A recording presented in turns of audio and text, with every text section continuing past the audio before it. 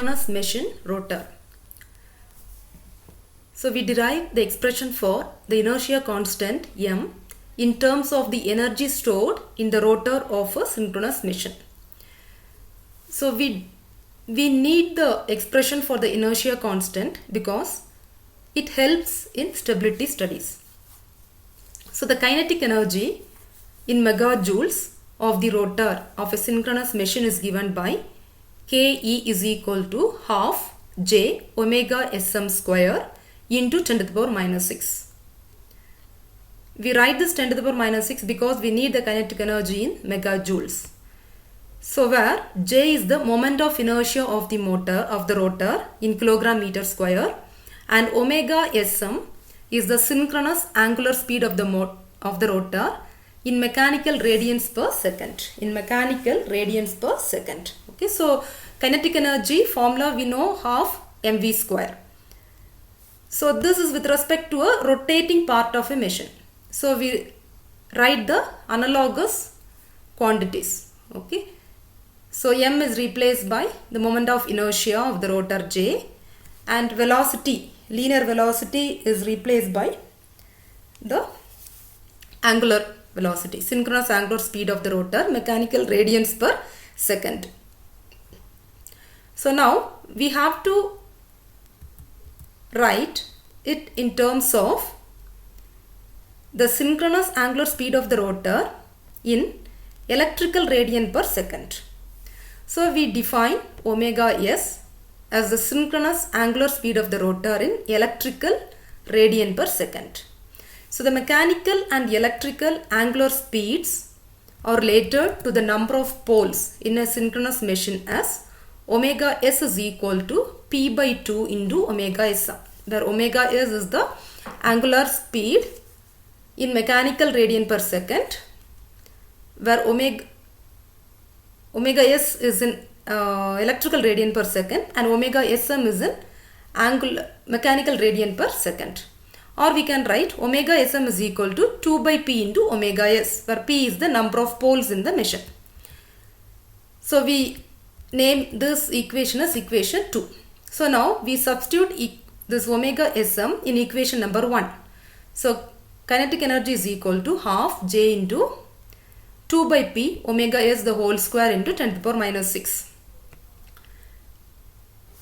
which is equal to half into j 2 by p square omega s into 10 to the power minus 6 into omega s. So out of this omega s square we take one omega s separately, because this term j into 2 by p the whole square into omega s into 10 to the power minus 6 is the moment of inertia m. So we write kinetic energy is equal to half m omega s, where m is the moment of inertia of the rotor in megajoule second per electrical radians. Megajoule second per electrical radians. So we define one more constant h called as the inertia constant. So this inertia constant h is the ratio of the kinetic energy stored at synchronous speed to the machine rating. So the ratio of stored kinetic energy to the machine rating is called inertia constant h. So we write h is equal to kinetic energy in megajoule divided by the machine rating in MVA, megavolt ampere. So when we cross multiply, we get kinetic energy is equal to h into g. Already we have seen kinetic energy is half m omega s from equation 3.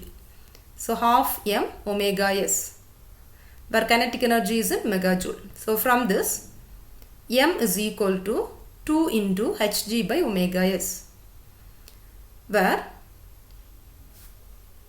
omega s by 2 is pi f. So we know omega is equal to 2 pi f. That is omega s by 2 is pi into f. Okay, so m is equal to hg by pi f.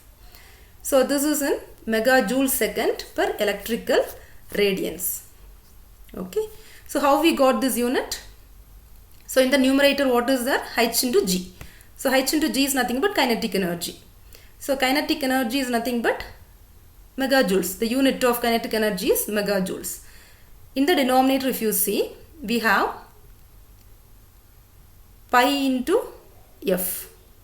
Okay.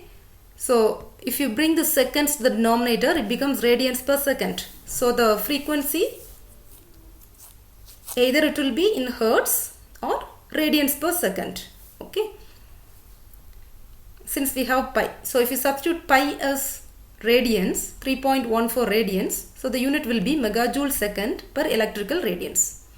So we can also write this moment of inertia in terms of megajoule second per electrical degrees by substituting pi as 180 degree. Okay. So moment of inertia M is equal to Hg by pi F.